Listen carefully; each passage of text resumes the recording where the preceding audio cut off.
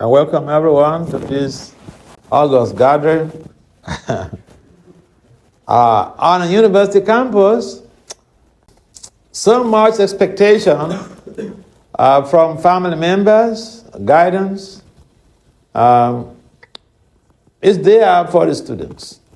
Whether we believe it, whether we like it or not, parents are expecting so much from you. And so the focus is that you have to make high grades. And normally I tell my students that, hey, the day you register, you start your studies, you read as if exam is coming tomorrow. There's no need to wait until, exam period before you start struggling here and there, because you could get caught up with mental health challenges, stress, anxiety, depression feelings. So sometimes people think that, when you have to engage in spirituality, that you don't have to do anything. You don't have to do anything. No. If you are aspiring to be a devotee of the Lord, or you're aspiring to be a spiritual practitioner, a devotional practitioner, you have to understand the phenomena behind the whole conceptualization of spirituality and why it's relevant to your everyday reality. And so here you are, you're students in a very renowned university, Michigan State University. And so the whole idea of your being here is to understand one thing. You have your goals. You have your goals. Your goal is to graduate with high grades.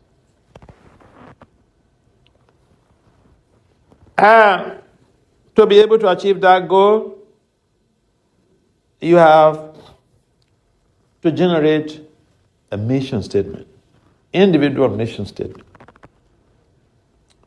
You also do have to generate your vision to be able to accomplish or attain your goals, your specific goals, and work towards that.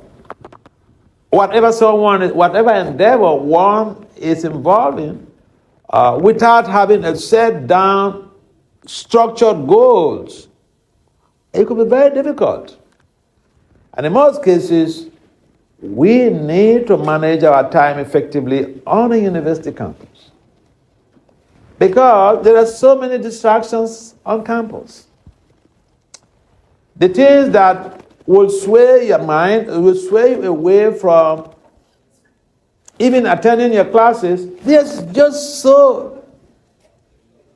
they're quantitatively available. And so if you don't have that high resistance to the pressure or the urges of the mind and the sensory modalities, one is easily swayed away. You keep in mind, at the end of your 4 years, 3 years, or 5 years, your guidance, your parents, your family, they're going to ask you, what is your grade? They're not going to ask you anything other thing. They're not going to ask you how many girlfriends you had. I've not seen any parents who ask somebody, hey, boy, how many girlfriends you had when you're in college, when you're in university? There were so many beautiful girls there. So how many girlfriends you had? They don't care. they after your objective criteria. They put you in college with an objective criteria in mind, in focus. So don't forget. And therefore, in a setting like this, there are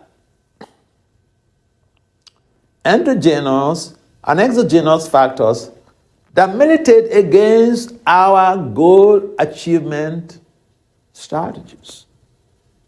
Now, by endogenous factor, I mean those forces within us that are like counterproductive to all of our strategies towards high grades. And we have one of them is the dictates of the mind and the pulls of the sensory modalities. The mind is characterized as vikalpa and sankalpa. Mind is rejecting one thing now, and the next moment is accepting that same thing. And therefore, one has to have some mastery over the mind, especially when you have a focused goal. A lack of mastery of the mind could be a big challenge in the attempt to achieve your goal. And here your goal is to excel in the studies and come out fourth class, second class. Oh yeah. So try to understand why you're here and put that information on your palms, just like you carry a smartphone all the time and you're conscious about which call comes in, which message, when a message has come in. You have to be conscientiously conscious about your goals.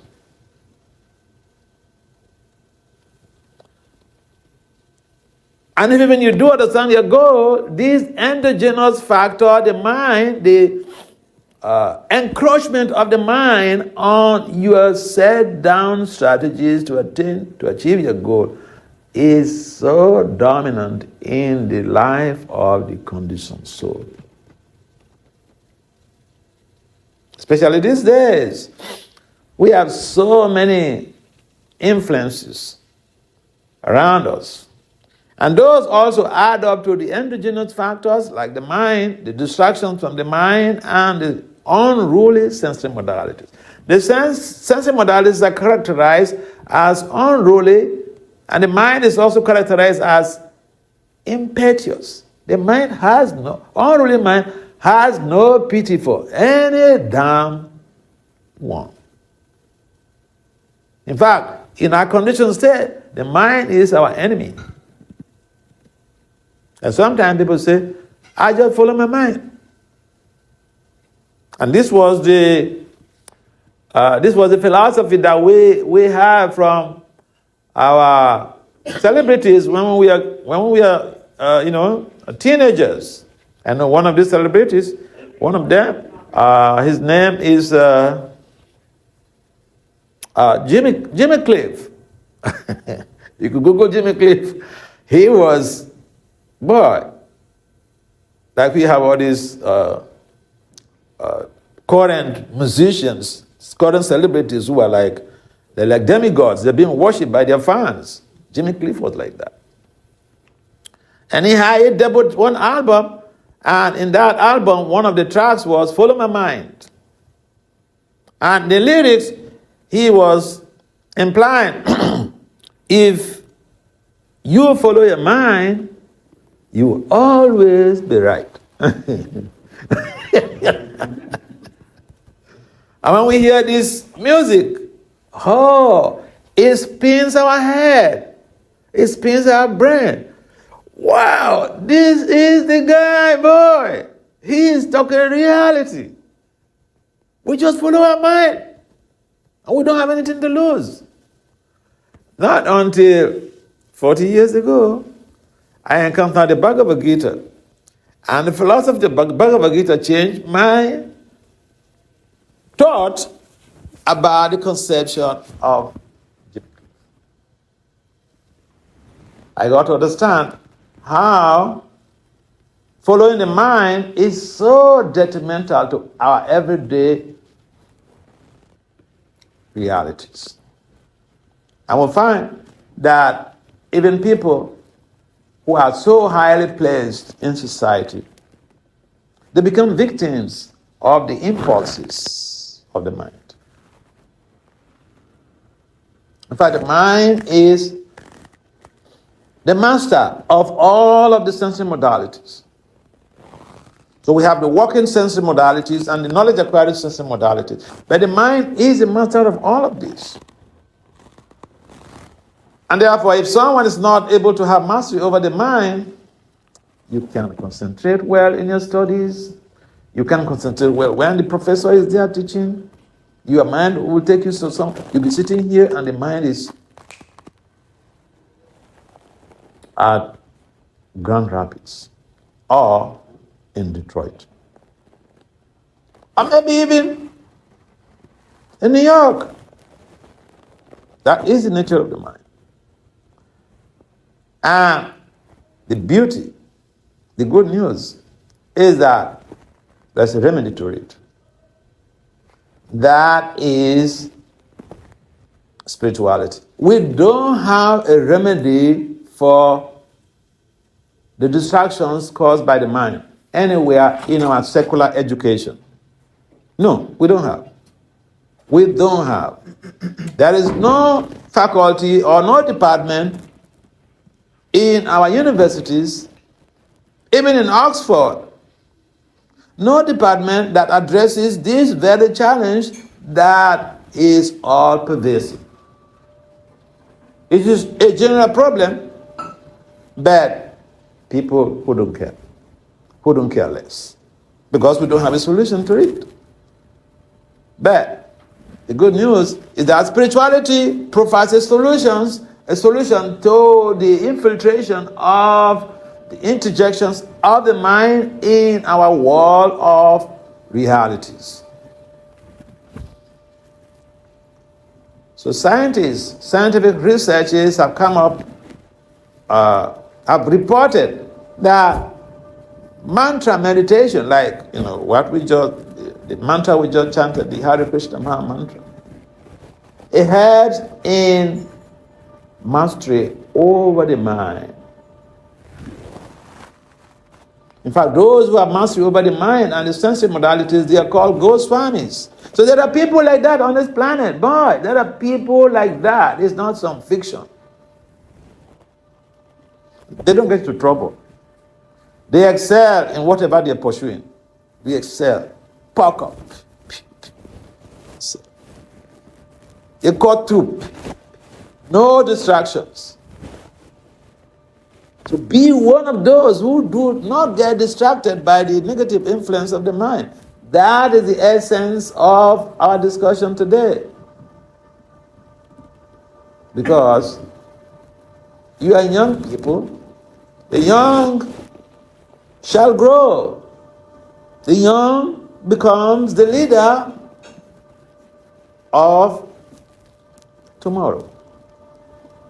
And therefore, we are concerned about our youth.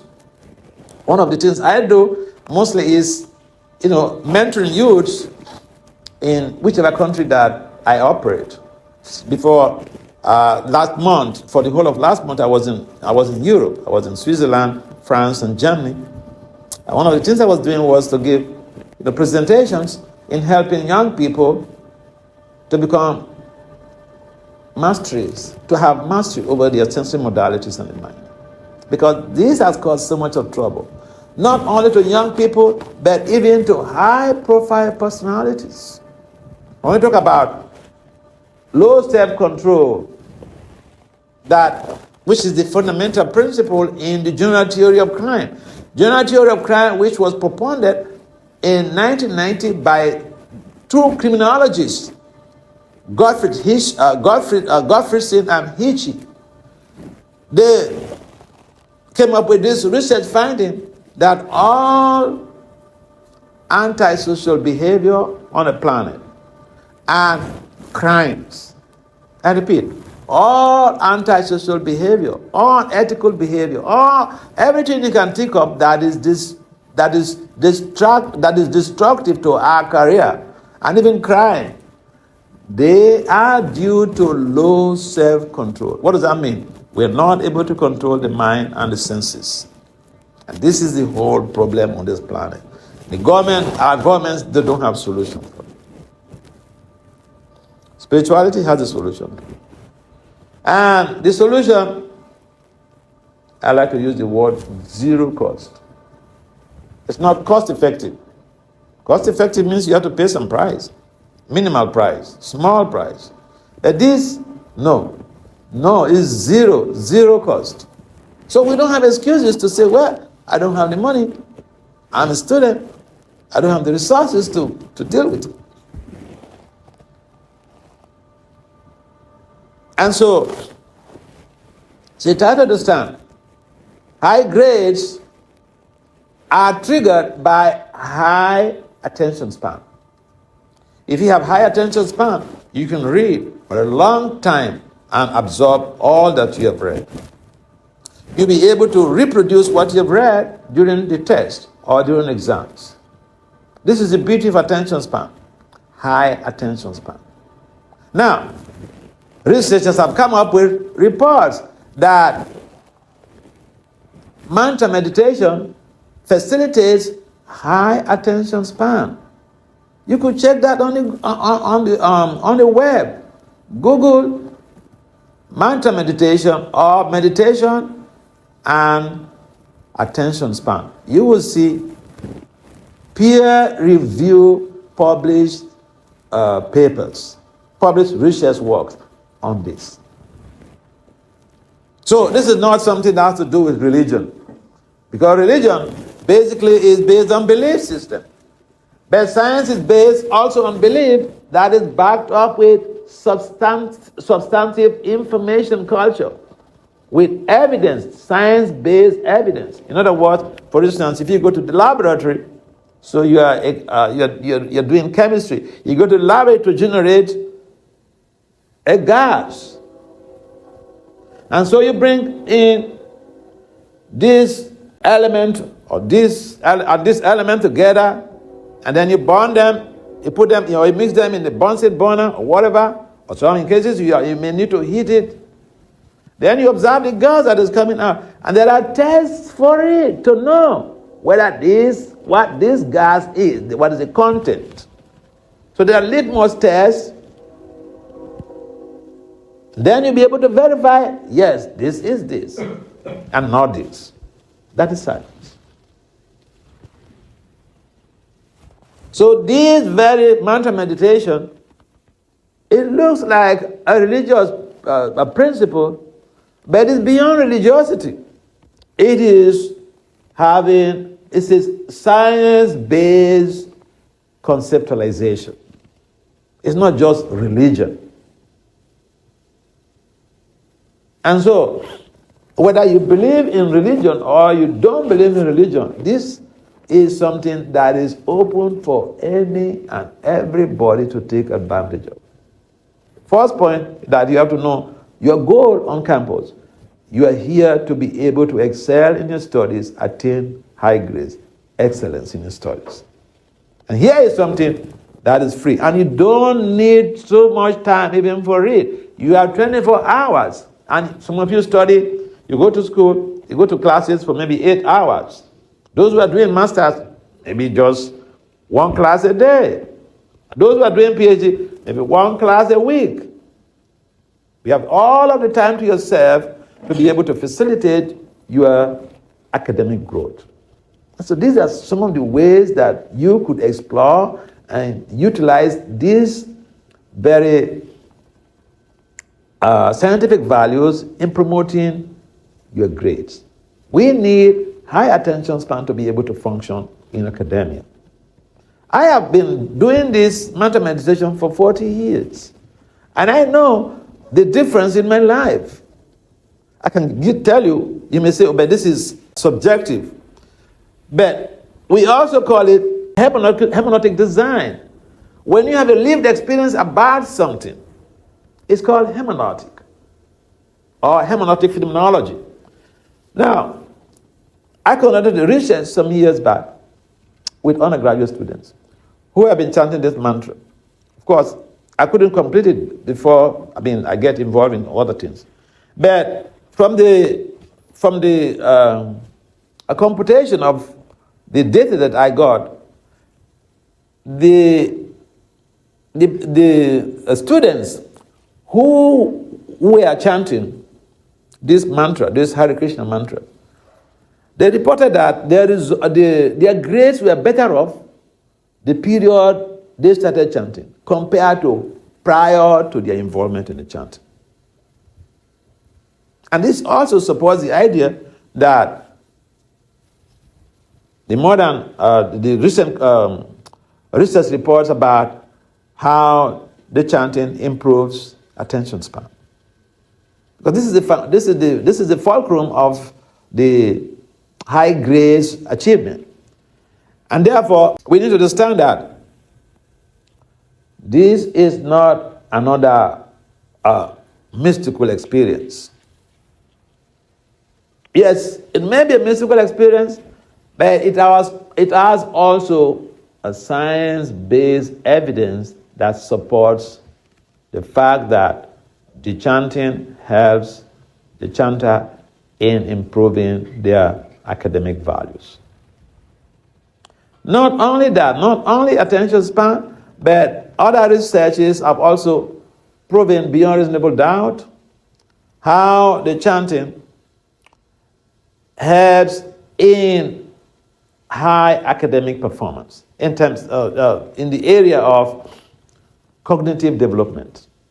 These are quantitative research that are conducted. So they scan some part of the brain prior to the chanting, and then during the chanting, after the chanting, within a metacognitive time frame, the brain is also scanned, and then they see very glaring changes having to do with the area of the brain that has to do with learning. I have my own lived experience. See, when I was doing my doctorate program, we had a compulsory course titled Quantitative Reasoning and Analysis. I was doing applied management and decisions. So this quantitative reasoning analysis is pure statistics, PhD level statistics. And statistics is something that is so challenging to deal with. Now we are like 10 doctorate students who were doing that compulsory course. Before you go on, you have to pass that course before you go on to embark on your dissertation. You know what happened? The course was so difficult that all the students failed. I was the only person who passed the course. And the professor, a white professor, he fell in love with me. He thought, what? This guy? And I attribute it to the decades that I've been involved in this very process of mantra meditation, chanting. So I've seen that in my own life.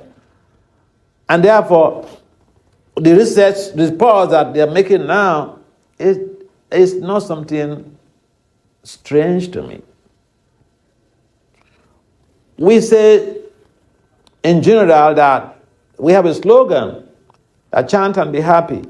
But that is also having to do with academic improvement, academic performance improvement. Because being happy is the opposite of depressed or being depressed. And depression is a mental health challenge.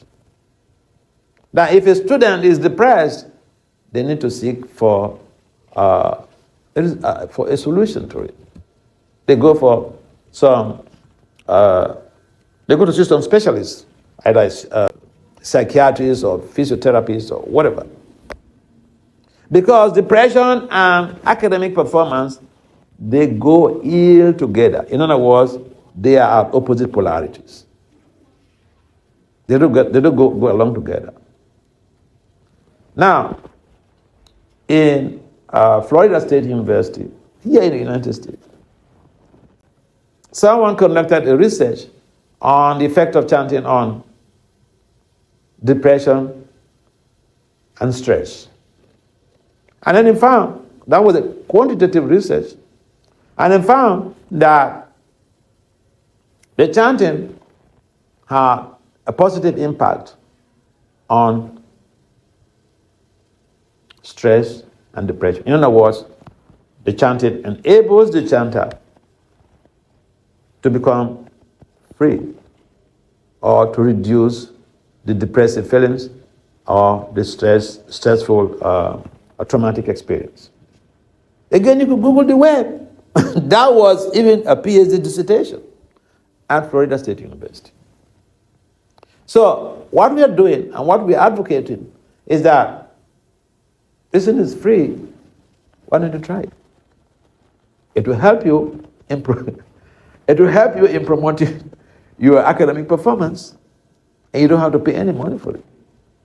It's completely of zero cost. There are many researches that have been conducted regarding this concept of mantra meditation.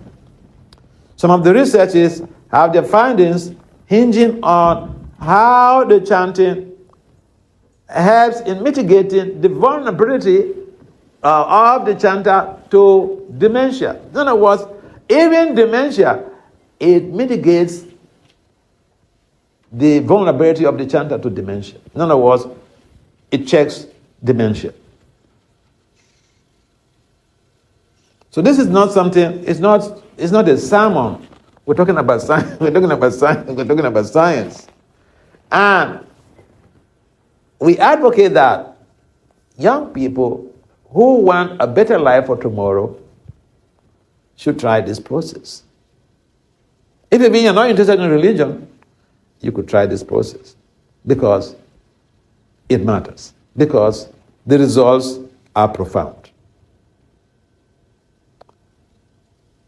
Yes.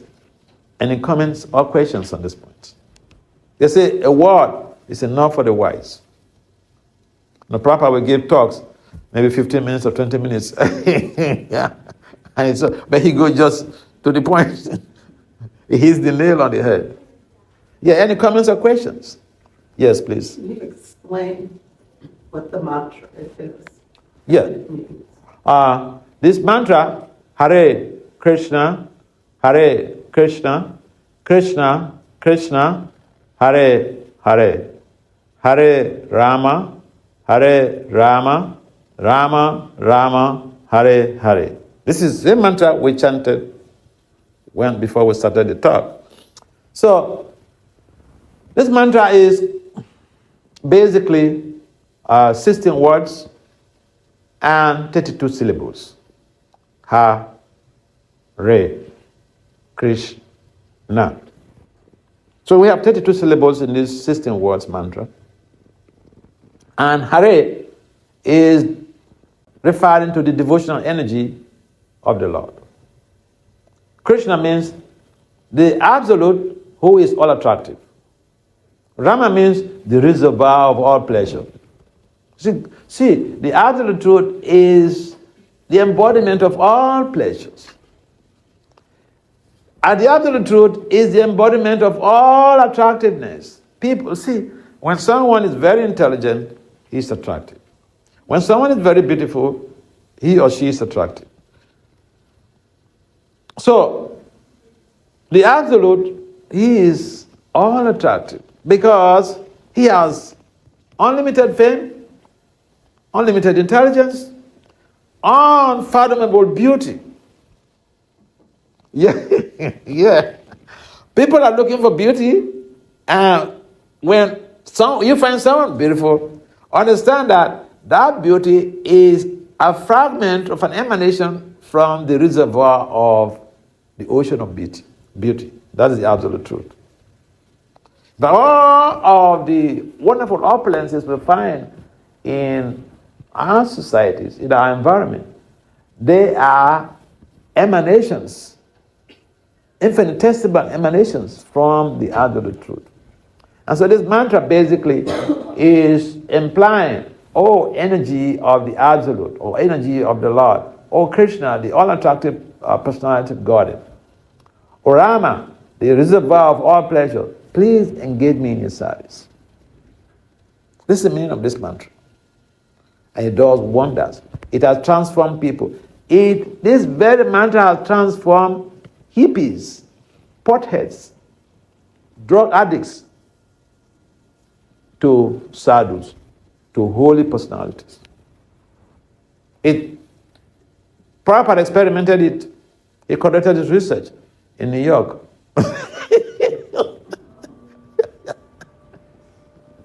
I think it was so many hippies and porters transformed into saintly persons, sadhus. Oh yeah. So evidence is there in our own, in our own society, in our own lives. Yeah, so thank you very much for that question. Yes, any other comments or questions? I have a question. Okay. So, please accept my by nature, mind is not attentive at all. Uh-huh. It will just wander everywhere. Right. So, even if we chant this mantra, we are not attentive while chanting because our mind will be wandering everywhere. Oh. So, in this research which was conducted, so how attentive these chanters were to get that attentiveness in? See, That's what I wanted. you made a generalization which is not true. See, in science, we don't make a generalization. You just say that even chanting, the mind is not attentive there. But no, that is in the initial stage of our practice. When we come to a particular level of practice of bhakti, the mind becomes the devotee's friend. The mind is there with you all through your japa period. It doesn't run here and it doesn't run helter-skelter like before. Yeah, so it's a matter of practice, and you come to that level of really the mind becoming a colleague, a friend in need, a friend indeed. In our initial stage of practice, yeah, the mind wanders here and there. And people complain this. Even Arjuna complained about the nature of the mind when he was having... Arjuna, for those of you who might not be familiar with Arjuna, he was a generalissimo in his own time. And not just only a generalissimo, he was an erudite, very scholar. But then he played the role of a student before Lord Krishna. Lord Krishna instructed him on the battlefield. Imagine you have to have your classes. Think about it. Imagine you have to have your classes, engineering classes or whatever classes, on a battlefield.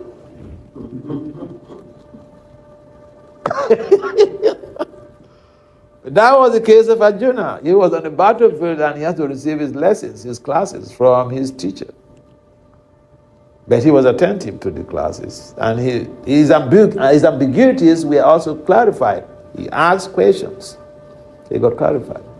So yeah, the mind is characterized as chanchala, unstable.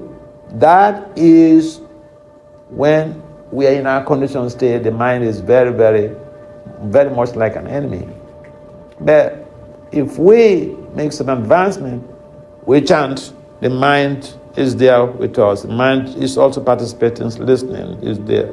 Yes, initially the mind wanders here and there. But which even the initial stages is not... Lord Krishna prescribed that wherever the mind wanders to, we should drag the mind back. The mind is like a naughty child. You have a naughty child, say 2 years old or 1.5 years old, you say, hey, David, or Dave, sit there. That's the time the 18-month-old child will get up. You say, sit down there. That's the time they get up.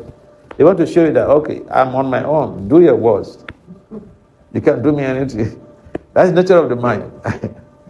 But then, a time comes when you practice that when you're doing this meditation, the mind doesn't wander you.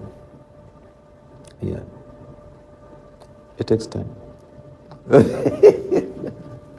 So we practice and we come to that level. And whether the mind wanders or not, there is the positive side effect that is derived from the chanting. We're talking about the perfection of the chanting, but if you've not attained that perfectional stage, the positive side effects are still there. The people that they used in the experiments, they were not in a professional stage. Yeah. My question was that how... Yeah. So if even they are not on the professional stage, they achieve the side effects, the positive side effects were procured. Not to speak of, those who are on the perfectional stage. You can imagine what they're deriving from that. Keep in mind, these are positive side effects for casual chanters. Casual chanters. Yeah.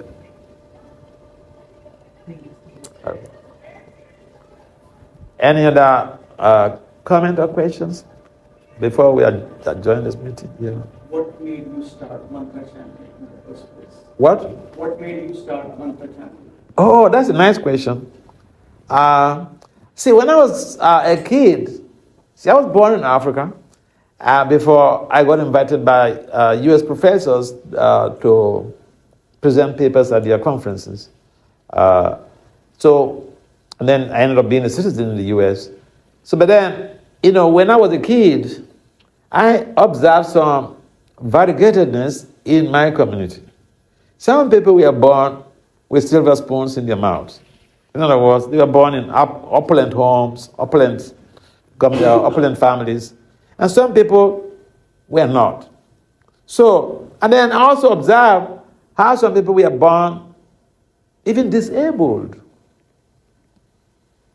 So that worried me. I was introspective and I was asking, I was brought up from a Christian background. So I would ask my, church leaders, I asked family members, I asked my teachers, if God, you're talking about God, if God is merciful as you proclaim, why is he partial? To some people. I know the normal response I received from all these groups of people, family members, teachers, and church leaders, the same response I got. You're a small boy, you ask too many big questions. And then, as I grew up, when I turned 20, my parents told me, hey, you worry people with your questions. You are a young adult now. You better go into the world and figure out answers to your questions. It's like an authority. Go and search. Figure out things yourself. So then, when I was a young man working for the Department of Justice, I encountered some devotees of the Hare Krishna movement. I got some 2 books. I read those books. In fact, when I went, I was living by myself. And then when I went to my home, I read those books. I didn't sleep that night. I didn't sleep. I was even afraid I'm going to go to work the next day, but I was just carried away. I didn't sleep. I read those books, and all of the questions that were bugging me right from my tender age were answered in those books. So I traced their temple, because there was a card in one of the literatures. I traced their temple and got more books. That's how I got introduced to this chanting, and I started chanting on my own. I would chant like, as a young man, imagine. I would chant, and that young people in their middle 20s, early 20s, that's the period for mind-driven activities. Mind drives you here and there. Oh yeah. You want to explore, but it's all based on, proclivities of the mind to achieve what, ordinarily speaking, you imagine may not be achievable. And that is also a lot of, situations that people have to suffer the reactions later. So, I started chanting. When I read those books, I started chanting on my own. I was chanting actually, that time I was very, very serious. Because if I wanted to do something, listen, if I want to do something, I want to do it really deeply and very serious. So, I was chanting I would use 1.5 hours or 1 hour, 40 minutes every morning before going to work. I would chant. And then when I come back from work, I will also lock up myself in my apartment and then again chant for another 1 hour, 40 minutes. Then I go to bed. And then my friends were mad at me because I was no longer coming out to socialize, to go out with them during the nights and all this stuff. But I thought, I have my life to live. If I have a problem, these guys, they're not going to help me. So let me focus on what I need to do. So that's how I got introduced. Through the books, I got introduced to the chanting. Yeah. That's a nice personal question. Okay, if there is no other questions, we would like to seek for the adjournment of this meeting. Anyone supporting that? Yes, yes, sir. Okay. Do you support the adjournment? What? Do you support the adjournment? I moved for the adjournment of this meeting. If there is no other question, do you support anyone supporting this move, this adjournment? This? Okay. All right. We will end the class. So again, thank you very much for coming. Srila Prabhupada ki jai. Jai. His Holiness Bhakti Vasudeva Swami Maharaj ki Jai.